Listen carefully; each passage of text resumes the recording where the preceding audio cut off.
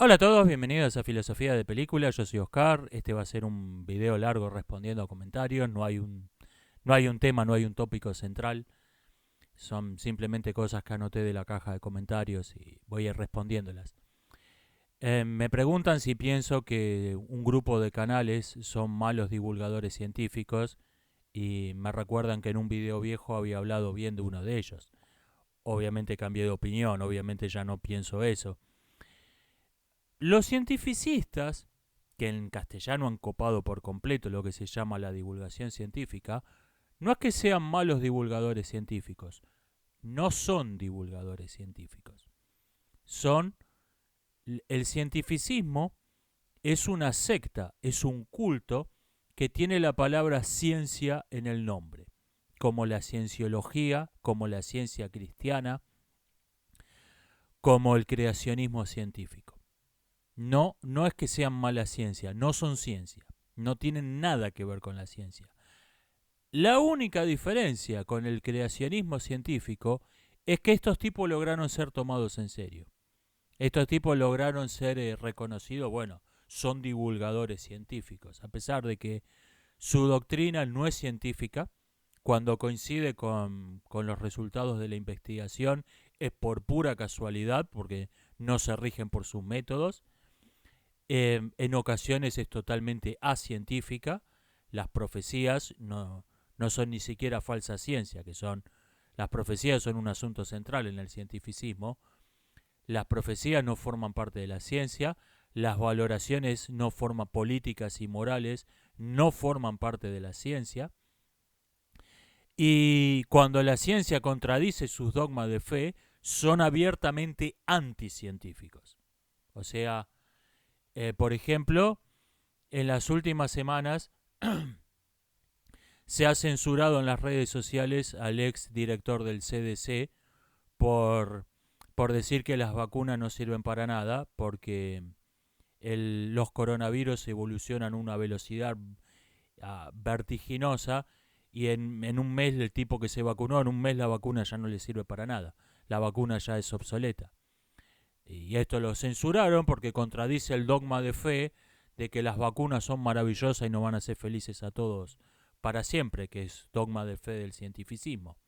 O sea, tenemos un grupo dogmático que está censurando a un científico de renombre porque la teoría de la evolución biológica contradice sus dogmas de fe. ¿Les suena familiar esto? ¿No lo vieron antes ya, esta misma escena? Los cientificistas no son mala divulgación científica, no son ciencia, no tienen nada que ver con la ciencia. No están, divulgación científica es un libro como ABC de la relatividad de Bertrand Russell. Eso es divulgación científica. Es un tipo que sabe un montón de matemática, buen escritor, y te da una versión para que la entendamos todos de la teoría de la relatividad. Eso es divulgar la ciencia. O sea, saquemos las ecuaciones, hablemos de trenes que se mueven en distintas direcciones para que lo entendamos todo. Eso es divulgación científica. Lo que hacen los cientificistas no es divulgación científica. Incluso en muchos casos es abiertamente anticientífico lo que hacen. Uno de estos tipos, menos de 2 meses atrás, no sé decir la fecha exacta, había confeccionado un test de teorías, conspiraciones y pseudociencia. Y proponía echar a las personas que no pasaran, que estuvieran dando clase, que no pasaran el test. Una de las preguntas del test que había propuesto este moderno inquisidor del cientificismo, este santísimo inquisidor del cientificismo, una de las preguntas era, ¿usted cree que un chip puede pasar por una jeringa? ¿Por la aguja de una jeringa? Y a mí me llamó la atención esa pregunta y lo comenté en un video de respondiendo comentarios. Sí, un chip de hoy puede pasar por la aguja de una jeringa. Y me respondieron algunos, estás defendiendo ridículas teorías conspiranoicas. Este canal debería llamarse Conspiraciones de Película. Bueno, esta semana me pasaron el link, alguien que se acordó de ese video me pasó el link, muchas gracias. me pasaron la noticia de una revista de divulgación científica. Científicos desarrollaron un chip que se puede inyectar. Y esto va a ser maravilloso porque va a permitir diagnosticar enfermedades y bla, bla, bla. Y gracias al progreso de la ciencia, vamos a ser todos felices para siempre. El mes pasado, los santísimos inquisidores del cientificismo decían que si vos creías que un chip podía pasar por una aguja, tenías que ser despedido. Un mes después te dicen un chip puede pasar por la aguja de una jeringa y qué maravilloso que es esto, qué gran progreso para la ciencia. ¿Por qué? Porque el dogma de fe de su religión cambió, entonces Oceania está en guerra con Asia Oriental. Oceania siempre ha estado en guerra con Asia Oriental. Todos estos tipos divulgaron el año pasado, tenían los videos, qué lástima que no los descargué.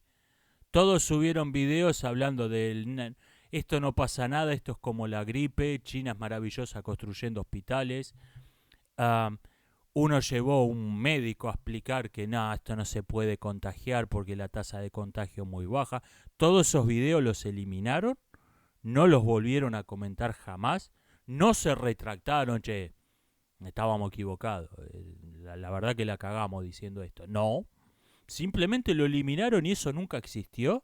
Y ninguno de sus seguidores, que obviamente los recuerdan esos videos, se lo echó en cara. Pará, vos no estabas diciendo que los barbijos no servían para nada, que esto no se podía convertir en una pandemia. Nadie se lo echó en cara porque son un culto. Saben, incluso aunque la información sea pública, el adepto a un culto sabe que se supone que él no debería saberlo. Entonces se comporta como si no lo hubiera visto, como si no lo hubiera escuchado. Es un comportamiento propio de un culto. Lo que tienen. Repito, no son malos divulgadores científicos. No tienen nada que ver con la ciencia. Son un culto que tiene la palabra ciencia en el nombre. Eso es el cientificismo. Me preguntan qué pienso de la frase las ovejas se pasan la vida temiéndole al lobo, pero son los pastores los que las esquilan y las matan. Está bueno. Es un aforismo, no hay mucho que comentar, pero está bien dicho. ¿Qué opino de Stephen King? Miren, ¿saben que Stephen King hay tres clases de personas? Están los que lo aman, es su ídolo. Están los que lo odian, los que dicen que es un escritor lamentable, pésima literatura, sobrevalorado. Y estoy yo, que Stephen King existe. O sea, y sé que Stephen King existe. No me ha embolado la cabeza su... creo que leí Cementerio de Animales nada más, pero... ¿Ok? Sí, lo leí. No me dolió. Y no me pareció la mejor novela que leí en mi vida. Vi un montón de películas basadas en libros suyos. Me parecieron algunas que estaban bien, otras qué sé yo. Qué sé yo, Resplandor está más que bien, pero precisamente es una película que tiene muy poco que ver con el libro. Stephen King existe. No tengo una opinión muy fuerte ni en una dirección ni en otra. Sé que hay gente que lo ama y sé que hay gente que lo odia, Stephen King. Me es bastante indiferente. Respondiendo a un comentario de qué debería hacer para tener el hábito de leer, alguien recomienda llevar un libro a todas partes. En los tiempos muertos uno se pone, en vez de mirar gente pasando por la calle, se pone a leer. Es un buen consejo este. Sí, estoy de acuerdo. ¿Cuál es mi momento histórico favorito? ¿En qué sentido? ¿Que me interese como objeto de estudio o que me hubiera gustado vivir ahí? Ciertamente la guerra del Peloponeso me fascina, como es un momento clave para entender la humanidad, para entender la historia. Tenés un conflicto global en condiciones de laboratorio, en una pequeña sociedad aislada de todo el mundo, pocas personas, o sea, tenés todo, es un laboratorio de la historia, es la historia en condiciones de laboratorio. Como objeto de estudio me fascina. ¿Me hubiera gustado vivir ahí? Ciertamente no. Ciertamente no. Entre otras cosas por la guerra, entre otras cosas nefastas de esa época, de esa cultura. Em, y no tengo un momento histórico donde me hubiera gustado vivir. No. La bella época quizás, pero llevándome un par de vacunas, llevándome unos cuantos antibióticos y vacunas en una valijita, la bella época. Am, Vox, alguien me dice que Vox no es de centro derecha, Vox es de derecha.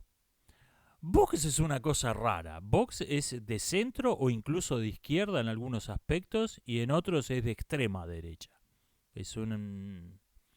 Yo creo que únicamente tiene valor como síntoma. Creo que es un buen síntoma, Vox.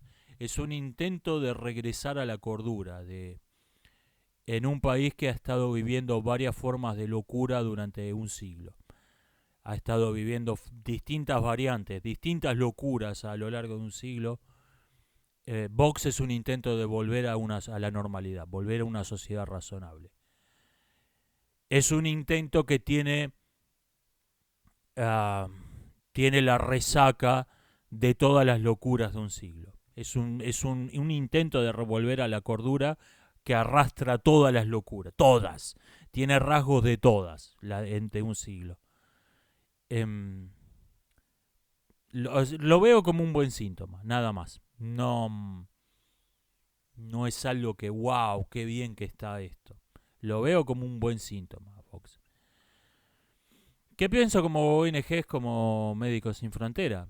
Vea, hay que entender una cosa de las ONGs. Las ONGs no son personas, no son grupos de gente. La ONG es una figura legal. Preguntarle a alguien qué pienso de las ONGs es como preguntarme qué pienso de la sociedad de responsabilidad limitada. Nada, es una figura legal, existe. Esta figura legal es muy conveniente para las organizaciones de beneficencia. A vos te conviene pagar menos impuestos registrándote. Por ejemplo, vos tenés un comedor escolar y te conviene, por una cuestión impositiva, por una cuestión puramente burocrática, te conviene registrarte como una ONG y no como una organización de beneficencia. Por eso las organizaciones de beneficencias, ninguna o casi ninguna está registrada ya como una organización de beneficencia, son ONGs. Esto llevó a que en la mente popular, en el lenguaje popular, se asocie ONG con sociedad de beneficencia, con organismo de beneficencia. Y no, las organizaciones de beneficencia son quizás las más numerosas de las ONGs, pero no son las más importantes y no son la razón por la que se creó la ONG, la figura legal de la ONG. La ONG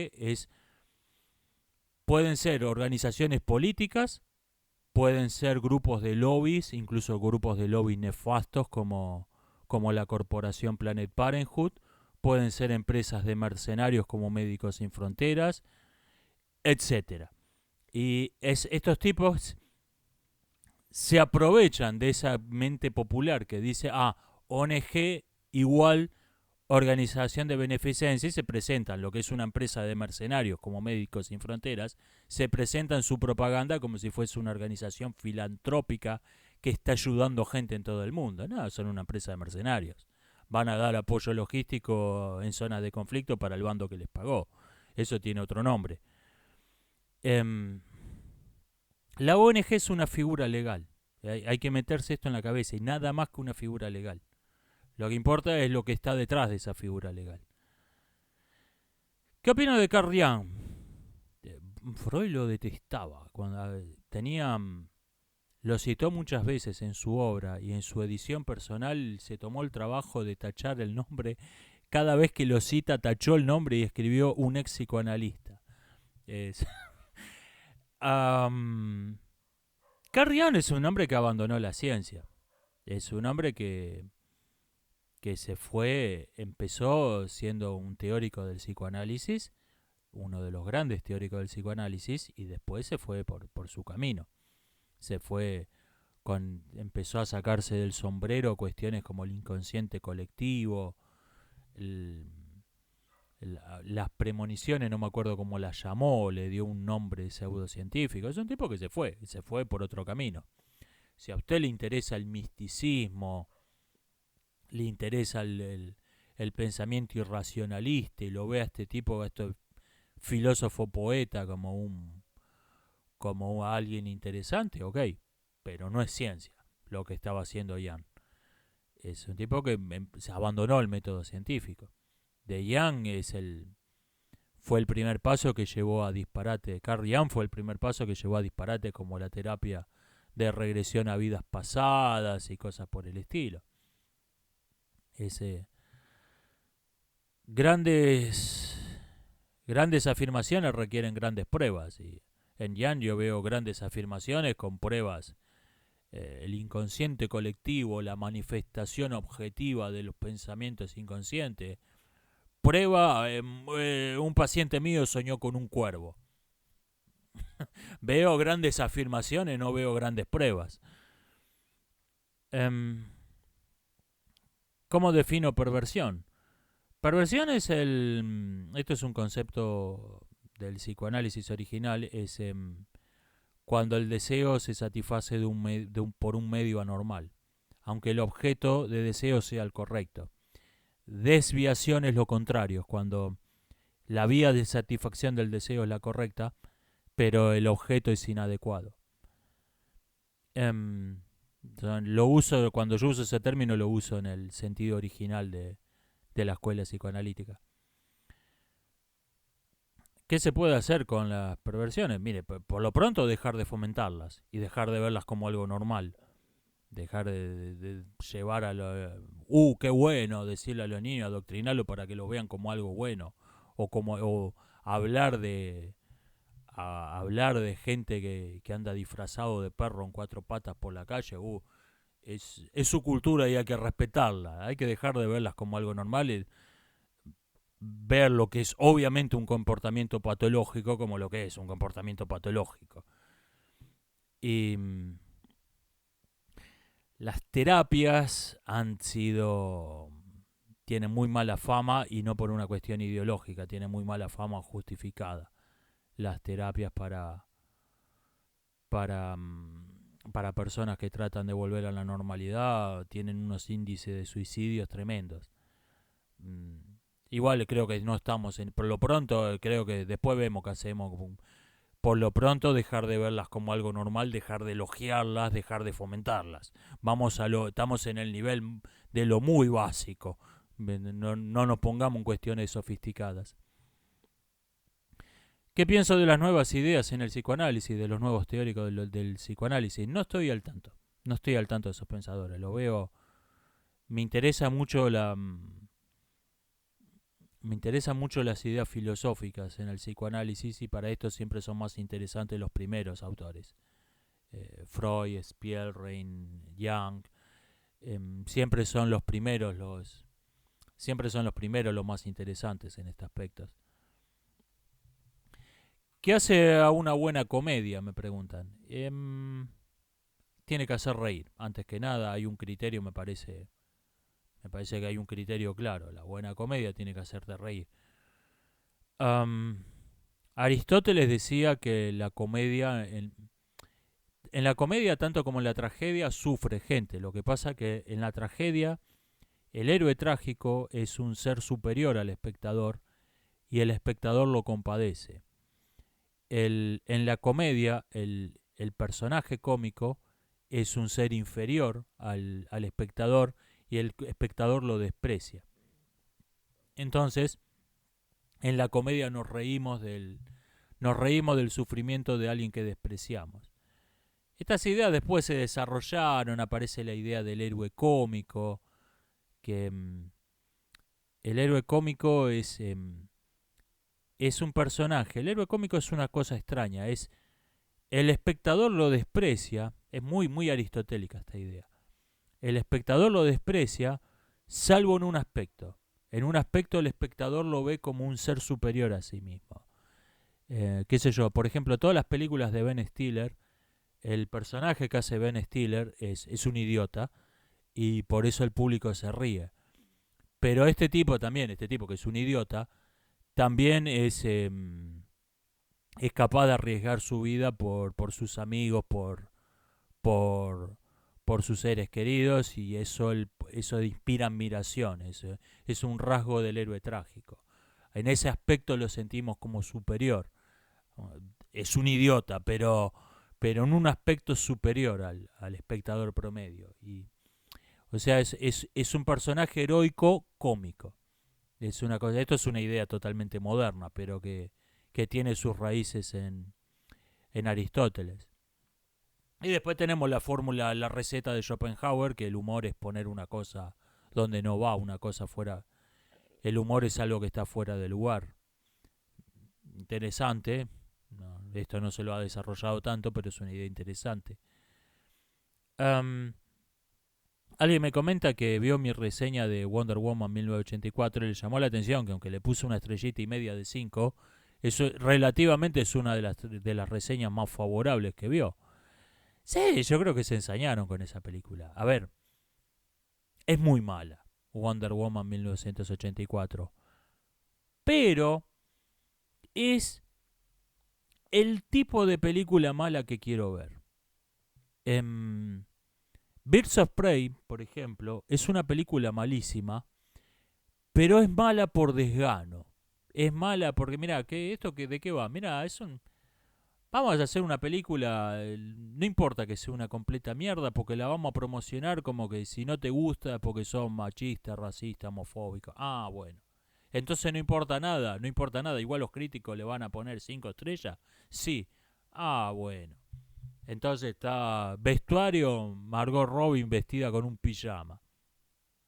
O sea, hay una escena de acción donde le disparan un minion, se descoordinaron, el doble con la protagonista le disparan el pecho a la... Ah, che, esto se descoordinó, la escena quedó mal, este tipo le disparan el pecho. ¿La filmamos de nuevo? Nah. O sea, es una película mala porque a todo el mundo le importaba un carajo. Wonder Woman 1984 es la típica secuela donde la directora fue un éxito, entonces la directora le hace lo que quieras en la secuela y se le fue la olla. En la secuela hizo una completa locura. Ha pasado varias veces. Pero donde tenés películas como Wonder Woman 1984 es donde podés tener películas como El Ciudadano Kane. Es el tipo de película mala que quiero. Porque necesitas ese tipo de... Es una película mala que es del mismo tipo que las películas buenas. No es el tipo de película mala que... como Birds of Prey, que es una clara muestra de que Hollywood ya está adquiriendo los rasgos típicos del cine de subsidios. El desgano, el discurso ideológico, la total falta de creatividad en todos los aspectos de la película, la total te das cuenta la falta de ganas de todo el mundo. Nadie, todo el mundo ficha, trabajó 8 horas, fichó y se fue a la casa y no volvió a pensar en la película hasta el otro día. La total falta de ganas de todo el mundo. Te das cuenta que Birds of Prey es el tipo de película que te muestra que Hollywood se está convirtiendo en un típico cine de subsidios. Wonder Woman 1984 es el tipo de película mala que quiero. Quiero que haya esas películas malas, donde una directora dijo, wow, voy a hacer lo que quiera, y hizo de más. Pero es el tipo de películas malas que quiero. Me preguntan que Rusia prohibió los mangas llamados Isekai porque dice que fomentan el suicidio. ¿Qué pienso de esto? Rusia no es el país más democrático del planeta, precisamente. No me gusta la censura total. Creo que no conozco los cómics, no sé qué es un Isekai. Creo que en el peor de los casos debería tener una restricción de edad muy fuerte. Solo para mayores de 21 años mostrando el documento para comprarlo. Pero la prohibición total, la censura total, no me agrada. No me simpatiza. Um, Me dicen, ¿cómo se podría hacer que la ventana de Overton empiece a correrse para el otro lado? Porque varias veces comenté que el discurso se fue corriendo gradualmente y lo que hoy se llama derecha es de hecho extrema izquierda. Yo no creo que haya que empezar del dislate total, vamos a decir un dislate un poquito más razonable y después vamos a decir otro dislate un poco más razonable. Yo no creo que funcione así, yo creo que eso funciona de un solo lado. La ventana de Orbitron suena, partís de la cordura y decís una pequeña locura que apenas se diferencia de lo normal y seguís corriéndote, te vas yendo a locuras cada vez mayores. Creo que así funciona. No funciona en la dirección contraria. Yo creo que nuestra sociedad lo que necesita hoy es una desprogramación masiva. Son como el adepto a un... El, vos al adepto de una secta no tenés que darle un disparate un poquito menos distinto del... Bueno, sí hay platos voladores, pero no tantos. No, no es así. Vos lo que tenés que hacer es empezar a hablarle normal. Empezar a hablarle de... Ignorar olímpicamente que ese mundo ficticio de ideas existe. Ese mundo de fantasía, empezar a hablarle del mundo real como una persona real, como una persona normal. Para que abandone y vuelva a la realidad. O sea, es una cuestión bastante drástica, bastante de todo o nada. El irte de la cordura a la locura es lo que es gradual, pero no funciona al revés. Estuve viendo, estuve viendo bastante propaganda últimamente de todo tipo y he notado alguna lógica extraña que se usan para defender lo indefendible. He notado una muy interesante teóricamente, que es la lógica de 3 puntos. A ver, la lógica normal distingue lluvia de no lluvia. Y puede haber, si se quiere, una gradualidad en el medio. Por ejemplo, no lluvia es 0, lluvia es 1, y en el medio hay llovizna, chaparrones. eh, Se los puede poner como una fracción. Hay una lógica falsa en el discurso político de hoy en día, en el discurso ideológico de hoy en día, que distingue lluvia, no lluvia y anti-lluvia, que vendrían a ser 1, 0 y -1. Entonces, te dicen, no basta con que no llueva, necesitamos anti-lluvia. Ok. ¿Y qué es la anti-lluvia? Bueno, la anti-lluvia es gotas de agua que se condensan en torno a partículas de polvo, se vuelven pesadas y caen a la tierra. Ah, lluvia. No, es anti-lluvia. Es más que no lluvia, es anti-lluvia. Y te están tratando de vender con esta falsa lógica de 3 términos, de la lluvia, la no lluvia y la anti-lluvia. Te están tratando de vender la lluvia como si fuese una versión mejorada de la no lluvia. Esta es una falacia, es algo más que una falacia, es toda una lógica falsa, es toda una lógica fantástica, o sea, es una falacia con esteroides esto, es toda una lógica falsa que está detrás de un montón de sofismas que andan dando vueltas. Hay otra cuestión, otra falacia es menos sofisticada, es el doble uso con donde se instala un cupo, es hay una ambigüedad continua, hay un doble pensar continuo, donde, por ejemplo, te cambian el criterio por el que se entrega un premio, hay un nuevo canon, una nueva regla, pero se finge que sigue funcionando por la regla anterior. Por ejemplo, te dicen, en las reglas de este premio este año lo va a tener que recibir, va a tener que ser mujer y no va a tener que ser blanca para recibir este premio. Y después te dicen, ¡oh! Lo recibió el premio una mujer china. Ajá. O sea, te estás asombrando que el premio que las reglas decían que no lo podía recibir un hombre y no podía recibirlo un blanco, te estás asombrando de que lo recibió una mujer no blanca. Ah, perdón, que me perdí. ¿Por qué? Porque el cambio de los criterios lleva a que el premio no valga nada. El premio vale porque se supone que no te lo dieron porque ser una mujer china. Esa es la razón que... En cambio, si el premio dice que tenés que ser una mujer china, es el premio a ser una mujer china. No, y nada más. Y ok, hay 1.000 millones de... No, no tantas. Hay, sobre todo gracias al Partido Comunista Chino, hay incluso menos del 50%, pero hay más de 500 millones de mujeres chinas. No es un... no es un gran mérito. Eh, Otra cuestión es la sorpresa perpetua. Cuando uno se... Cuando uno ve algo ante lo que tendría que reaccionar de un modo, se le excusa, porque, bueno, lo tomó por sorpresa, se le excusa que no haya hecho nada. Entonces, un montón de gente está fingiendo perpetuamente asombrarse. Por ejemplo, en un pueblo hay una patrulla antiosos. La policía tiene que, cuando hay un oso por la calle, tiene que dispararle, y hay unos funcionarios públicos que tienen que ocuparse de los osos.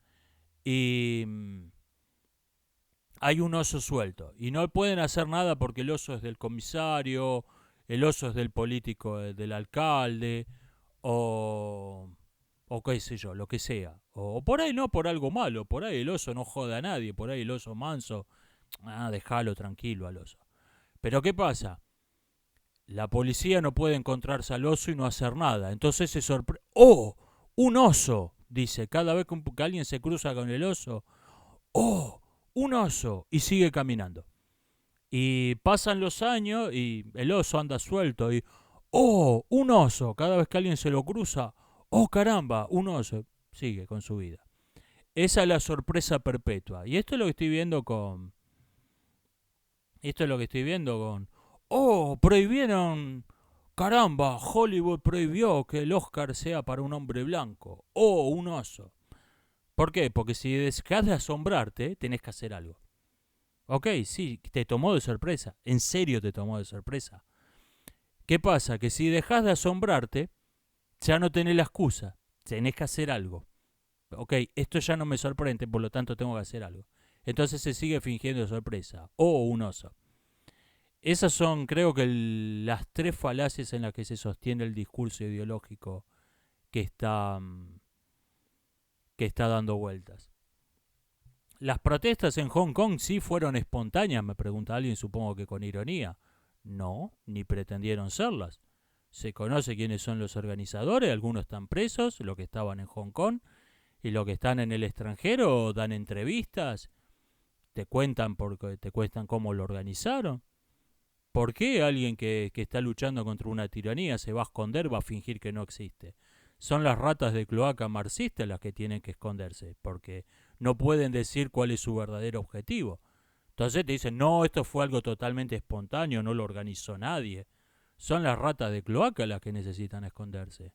Alguien que está organizando protesta contra una tiranía, ¿por qué se va a esconder? Da entrevistas orgulloso. Sí, yo estuve organizando las marchas en Hong Kong, ¿por qué se va a esconder? Puedo extenderme sobre Freire porque sus ideas me parecen estúpidas. Mire, leí el libro, intenté leer el libro ese que mostré de Freire, no hay ideas. Es una rata de cloaca marxista contando cómo otras ratas de cloaca marxista más grandes lo metieron en las facultades para hacer su propaganda y cómo hacen sus cosas. No hay ideas. No es un autor que no desarrolla ninguna idea. Simplemente vamos a ver vamos a hacer como esta banda de escorias vamos ganando poder. Eso es su pensamiento. No hay nada que comentar. No hay ideas en ese libro. ¿El fascismo fue de derecha o de izquierda? Yo creo que no es ninguna de las dos cosas. O sea, el Picalibro lo define como extremo centro. Creo que esta es una buena definición. Que suena un poco paradójico porque tendemos a ver el centro como el intermedio entre dos extremos. Pero no, el centro es otra postura y esa postura puede ser llevada al extremo. Y yo creo que el fascismo fue eso. El fascismo fue un extremo centro.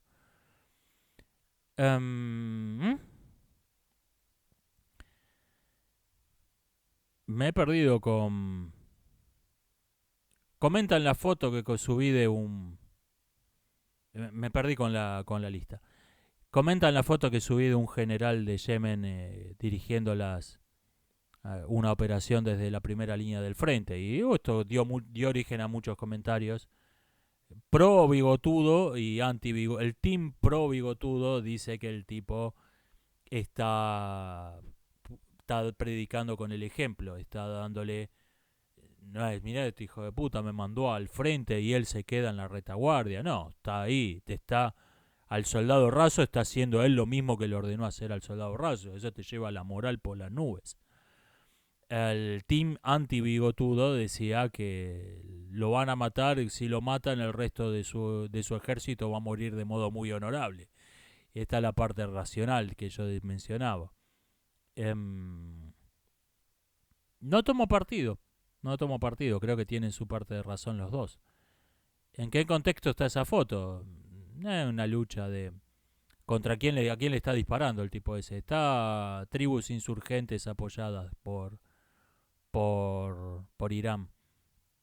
Esa guerra es hombre lobo contra vampiro. Ninguno de los dos bandos me cae muy simpático. Por eso no profundicé mucho en el contexto político. Simplemente me llamó la atención esa imagen y quise compartirla. Alguien comenta también que el tamaño de los ejércitos es importante. En una batalla pequeña, un soldado más suma, no es poca cosa. Sí, ni hablemos de reducir toda la línea de mando. Esto es un asunto a tener en cuenta. Esto no es la batalla de Stalingrado. Son guerras tribales donde se enfrentan ejércitos de unos pocos cientos de hombres. Sí, esto es un asunto también. Um,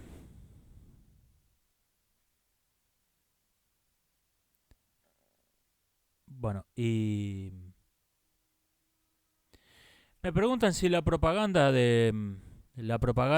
alemana de la Segunda Guerra sigue vigente. En parte. En parte se sigue usando, en parte la técnica de las tres unidades, una sola bandera, un solo enemigo, un solo símbolo. Sí, eso se sigue usando tal cual, sin ninguna modificación. En otros casos se ha refinado, se ha pulido la técnica, pero sigue estando basado en lo que hicieron antes estos tipos. Em, Este sujeto, Joseph Goebbels, era profesor de filología clásica y tomó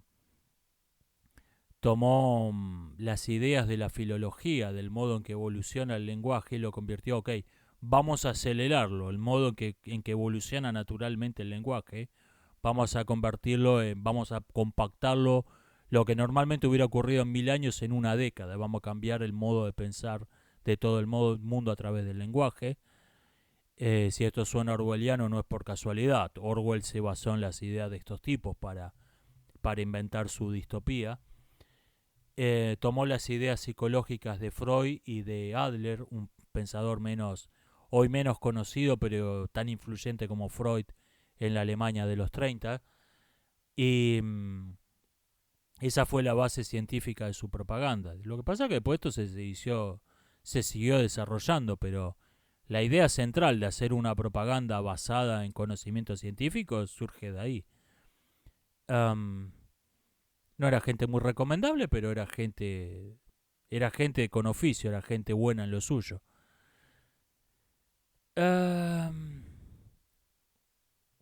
Me preguntan sobre el tema de Israel. Alguien me dice, yo cuando hablo de estos asuntos tengo que ser cuidadoso porque se puede interpretar que soy antisemita. Bueno, hay que dejar de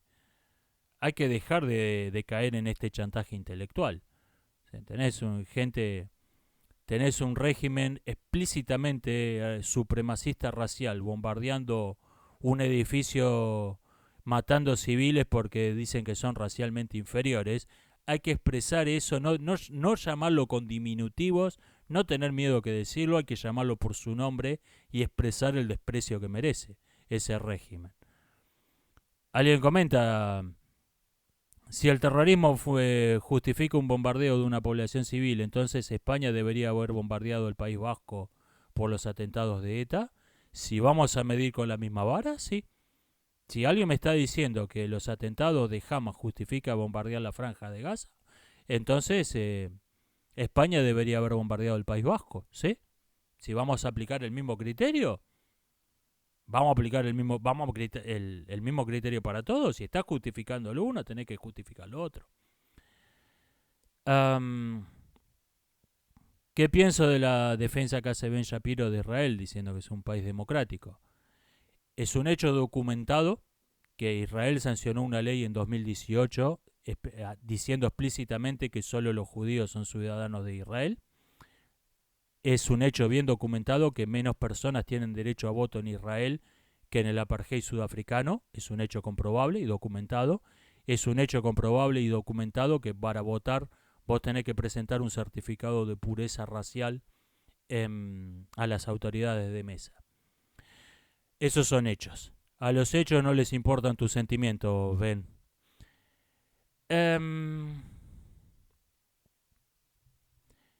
¿Qué idiomas hablo? Me preguntan. Castellano e inglés. Y el italiano lo entiendo, pero no lo hablo. Lo entiendo si alguien habla un italiano correcto, sin mucho regionalismo. Le entiendo lo que dice, pero no lo hablo, porque mi vieja hablaba muy mezclado, era hija de italianos y hablaba medio cocoliche, le decimos acá, el castellano lleno de italianismo. Además, el castellano de Buenos Aires de por sí está lleno de italianismos. O sea, lo entendés cuando entre una cosa y otra, entre que de por sí el castellano que hablo yo está lleno de italianismos, laburar por trabajar, que viene del laborar, del italiano, y el hecho de que mi madre hablaba con un montón de italianismo, lo escucho y lo entiendo, pero no lo hablo. Alguien comenta que los tubers chinos nunca hacen chistes. Bueno, esto es propio de toda ideología dogmática. Lo que pasa es que el dogmatismo es un chiste perpetuo. Entonces no se pueden hacer chistes, porque estás dentro de un chiste, estás viviendo en un chiste perpetuo. Y dentro del chiste perpetuo no se pueden hacer un chiste.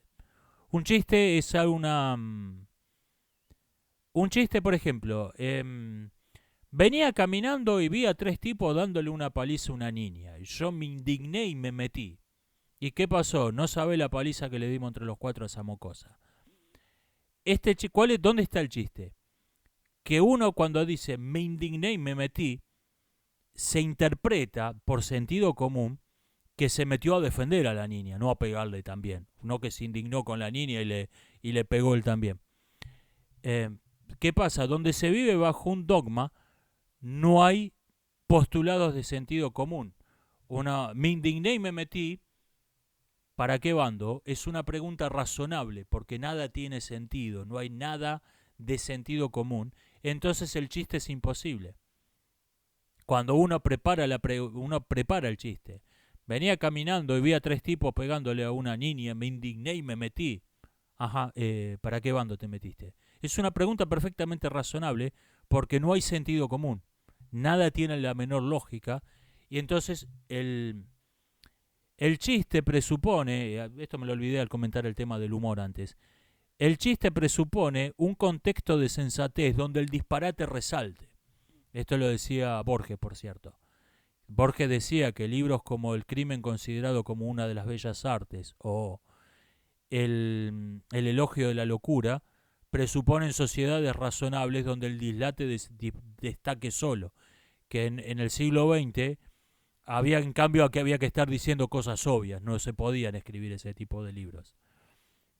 Lo que hubiera pensado si hubiera visto el siglo XXI. Y el chiste es imposible dentro de un dogmatismo porque todo es un disparate.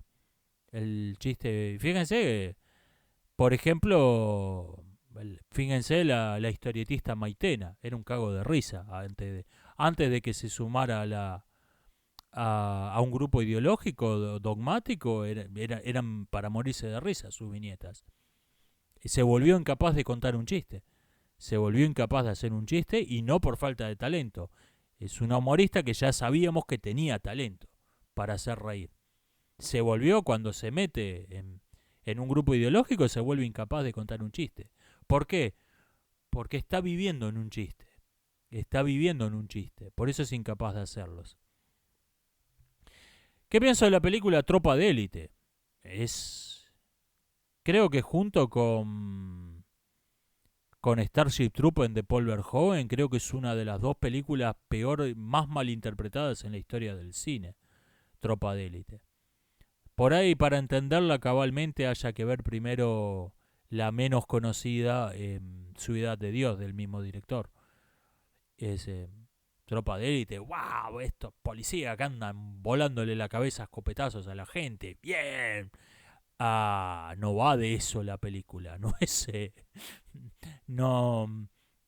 No está tratando de elogiarlo al Bope. Es una película que se supone que tiene una intención crítica. Creo que es una película terriblemente mal interpretada. Um, ¿Qué pienso de las variantes de fantasía del ajedrez, como el ajedrez de A4 o el ajedrez sorda? Son, son algo entretenido, pero enseguida... ¿Sabe qué pasa? Que como siempre se enfrentan... el ajedrez de A4 no, pero en otras variantes de fantasía siempre se enfrentan bandos asimétricos. A la larga alguien descubre una estrategia ganadora. Por ejemplo, el ajedrez sorda nos encantó cuando apareció, o el ajedrez zombie lo llamaban algunos, ahora quedó el nombre ajedrez sorda, pero aparece en el contexto de la moda de los zombies unos años atrás. Nos encantó, nos pusimos todos a jugar al ajedrez sorda, hasta que nos dimos cuenta que si pasabas el bando que tenía las piezas normales, pasaba una reina, pasaba una torre o pasaba la reina detrás de los zombies, de los peones zombies, ya está, ya ganaba. Entonces se volvió aburrido, sigue existiendo, tiene algunos fans, pero perdió la gracia porque descubrimos la estrategia ganadora. Y esto pasa siempre con las variantes de fantasía. Te llama la atención un rato, rompe la rutina, pero el ajedrez es el ajedrez, hasta ahí. Este año, por cierto, tengo pensado, no sé cuándo, pero este año, en algún momento, subir un video contando la historia del ajedrez. Tengo el guión ya prácticamente terminado hace meses, pero decía que hay un solo caso en la historia del ajedrez, con el fatal, mal llamado ajedrez vikingo, que es una variante de fantasía del mal llamado ajedrez griego o juego de los guijarros, que desplazó al original. Es una variante de fantasía donde se enfrentan 13 contra 24, la disposición de las piezas es rara, o sea, es una variante de fantasía típica, pero tiene la peculiaridad de que estaba bastante parejo. O sea, ganaban un 50% uno y otro, y nadie encontró una estrategia ganadora. Entonces esta variante de fantasía desplazó a la versión original del juego. Esto que era el ajedrez vikingo, mal llamado, era una variante de fantasía del juego de los guijarros, pero desplazó por completo al original. Es un caso único en la historia del ajedrez. No encontré otro ejemplo de lo mismo. En general las variantes de fantasía son modas pasajeras. ¿Qué pienso de los países que no tienen ejército? Ningún país no tiene ejército. Lo que pasa es que cuando un país dice que no tiene ejército es porque otro lo tiene por él. Eso es una falacia. Es igual que las dietas vegetarianas, que siempre te meten alguna excusa para meterle carne en el medio. Pero que no, oficialmente no es parte de la dieta. Porque sí, esto lo vemos en las religiones que son dogmáticamente vegetarianas, como el hinduismo, como el budismo. De algún modo, vos serás muy budista, pero necesitas proteínas. Y de algún modo te meten el churrasco ahí en la dieta, pretendiendo que no es parte de la dieta. Los países sin ejército son lo mismo. Los países sin ejército tienen ejército. Lo que pasa que oficialmente no, pero no hay un país sin ejército. No hay un verdadero país sin ejército. Utopía y perversión o mi amor por Sasha Grey va a ser el título de unos capítulos de mi autobiografía cuando la escriba, dice alguien. Ok.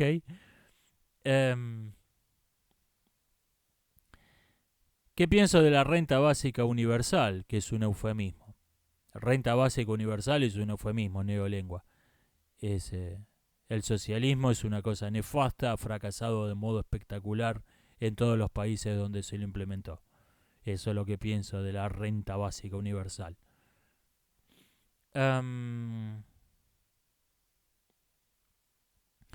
¿Puede una causa ser simultánea o necesariamente tiene que ser anterior en el tiempo? Puede.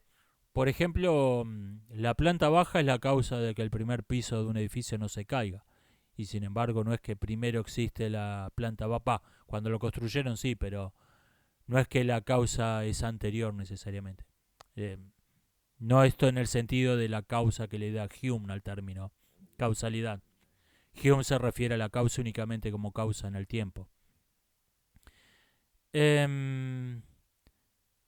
¿Puede una respuesta simple explicar un fenómeno complejo? Puede, se han dado casos. La teoría de Newton es una explicación muy simple para un fenómeno extraordinariamente complejo. Sí, puede ser. Puede ser que un fenómeno complejo tenga una explicación simple. Esta simplicidad, esta complejidad del fenómeno es una impresión superficial. Capaz que lo que nos parece extraordinariamente complejo es en realidad una explicación simple, y lo que nos parece simple tiene causas complejísimas.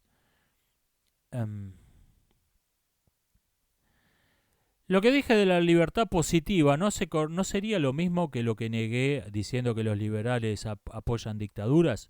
No, pero el ejemplo que puse fue muy malo de libertad positiva. La libertad positiva es la libertad positiva es la libertad para hacer lo que uno debe, para hacer lo que su naturaleza le manda. Y esto no es una mera cuestión de elegir entre ofertas indiferentes, como el helado de chocolate o el helado de menta. Quizá el ejemplo del racionamiento fue un mal ejemplo, pero no es lo mismo.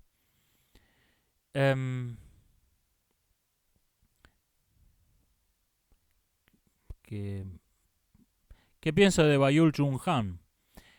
Lo conozco muy poco, no tengo un conocimiento detallado de los posmodernistas. Los conozco muy superficialmente a todos. No me interesan. No, creo que hay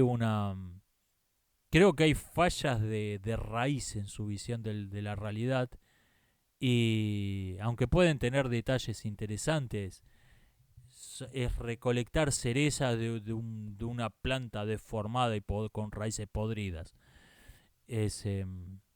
No me parecen interesantes. No he profundizado nunca en esa rama de autores porque me parece que están esencialmente está esencialmente mal lo que sus ideas.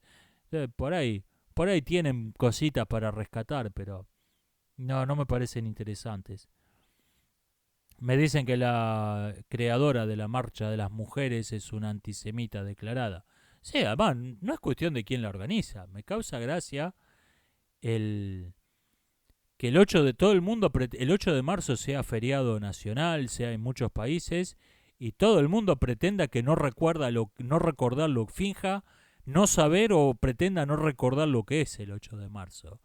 Es como si el cumpleaños de Hitler, que es el 20 de no me acuerdo qué mes, fuese feriado nacional y todos los 20 los noticieros de televisión saludaran a sus compañeros de trabajo rubios de ojos azules, y todo el mundo festejara sin mencionar nunca que es el cumpleaños de Hitler.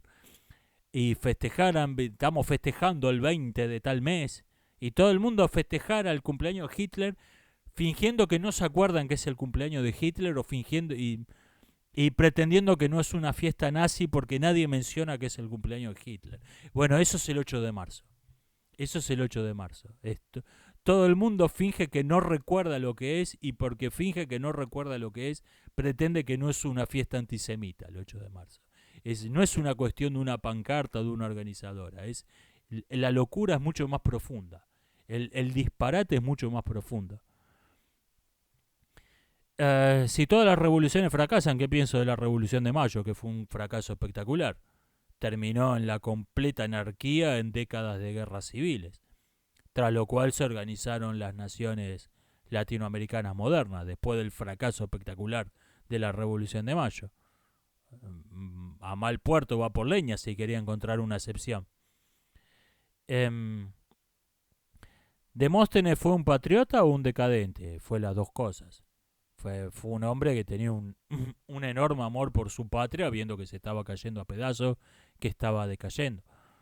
Fue las dos cosas. Fue un patriota fue un patriota de una sociedad decadente. ¿Qué pienso del budismo y del shintoísmo? Son religiones bien distintas entre sí. El shintoísmo es la religión de Estado por excelencia. Es una religión que fue creada por sujetos como Nicolás Maquiavelo, como Sun Tzu, para servir un fin político. Y después, qué sé yo, por ahí tiene un arte interesante, pero en esencia fue creada con un propósito totalmente político. El budismo tiene una historia más parecida al cristianismo. Ambas surgen, cristianismo y budismo, como religiones políticamente incorrectas, como religiones consideradas heréticas por la religión oficial. El hinduismo, en un caso, la religión, ¿cómo se llama el templo donde estaban todos los dioses? La religión del Capitolio, la religión capitolina, lo rechazan como heréticas a estas religiones, y después de un tiempo empiezan a convertirse en religión oficial de nuevos estados. Y ahí tratan de darle forma, lo cual lleva a enormes contradicciones con las doctrinas originales. En ninguna de las dos se ve el poder como algo bueno, ni en el budismo ni en el cristianismo. Se ve al poder como algo bueno, se ve a los poderosos como gente admirable. Y después hubo que darle forma para inventar un budismo de Estado, un cristianismo de Estado. Hubo que meterle mano y darle forma a esto. ¿Qué es lo que qué es lo que me cae bien del cristianismo y qué es lo que rechazo? Bien, no creo que el universo tenga un creador que es alguien que tiene un ser dotado de razón y de voluntad, es decir, un ser que es alguien y no algo. Y no creo que Jesús de Nazaret, si es que existió, haya sido más que un simple mortal. Por eso alguien me pregunta, ¿por qué no digo que soy un ateo cristiano? Porque ateo cristiano es un oxímoron, es una contradicción en términos. He visto por ahí gente que dice, soy cristiano pero no creo en Dios. Eso es como decir, soy chino pero ciudadano de Canadá. Perdón. O sea, sos ateo o sos cristiano. No podés ser ateo cristiano. Sí, veo que hay ideas muy valiosas en el cristianismo. El cristianismo estableció la idea de que todos los hombres son esencialmente iguales. Esto no existe en la cultura grecorromana. Esto lo instala el cristianismo. Y instala la idea de que el poder está para servir a la comunidad y no la comunidad para servir a los poderosos. Tampoco existía esto tampoco existía esto en el mundo greco-romano. Y esto creo que son los grandes aportes del cristianismo al pensamiento ético y al pensamiento político. Está fundado esto en ideas religiosas que no comparto, y eso por eso digo, creo que hay que darle un mejor fundamento a, a la ética cristiana, al cristianismo, perdón. Instala la idea de que uno solo es responsable por sí mismo. Uno no tiene que pagar una culpa por los pecados de sus padres o por ser parte de un grupo. Está la alegoría del buen samaritano, que no por casualidad la están queriendo en Estados Unidos censurar, eliminar de la Biblia.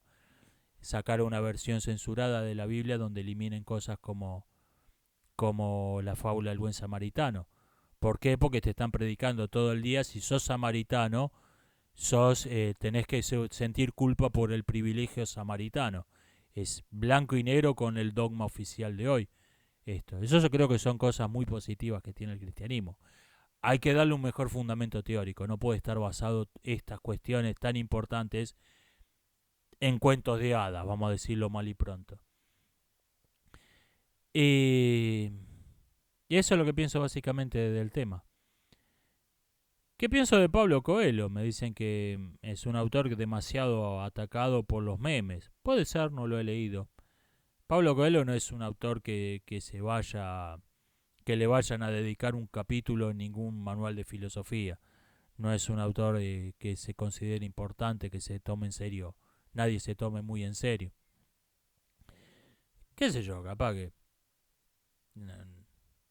como antes que leer, es como quien lee el periódico, leerlo a Pablo Coelho. Bueno. Eh,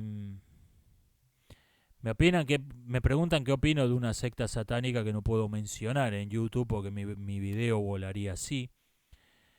Yo creo que esto lo han censurado con tanto interés este asunto, así, con una eficiencia notoria, ¿eh? Por cierto, le puedo asegurar que la mayoría de los que están viendo este directo mm, no se han enterado de nada de este asunto. Porque es mucho menos de encajar en un discurso ideológico que Jeffrey Epstein. Jeffrey Epstein es un meme, es un chiste, sobre todo su suicidio. ¿Por qué? Porque es un criminal común. Jeff era, eh, que en paz descanse y que no se levante. Jeffrey Epstein era un criminal común.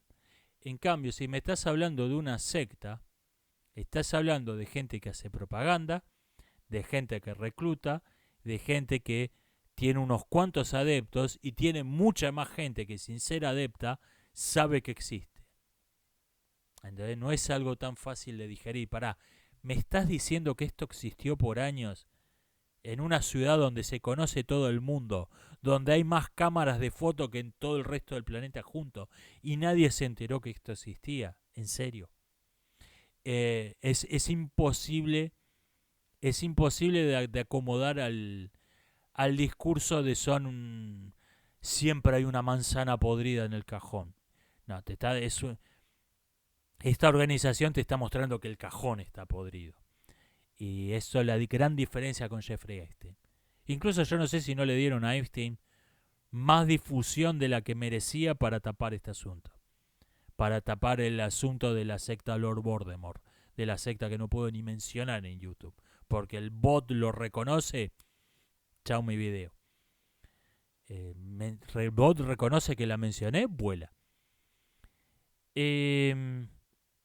¿Qué diferencia hay entre el liberalismo y el neoliberalismo? Lo usé esto para ponerlo en fecha nada más. No, el término neoliberalismo es básicamente un invento de propaganda.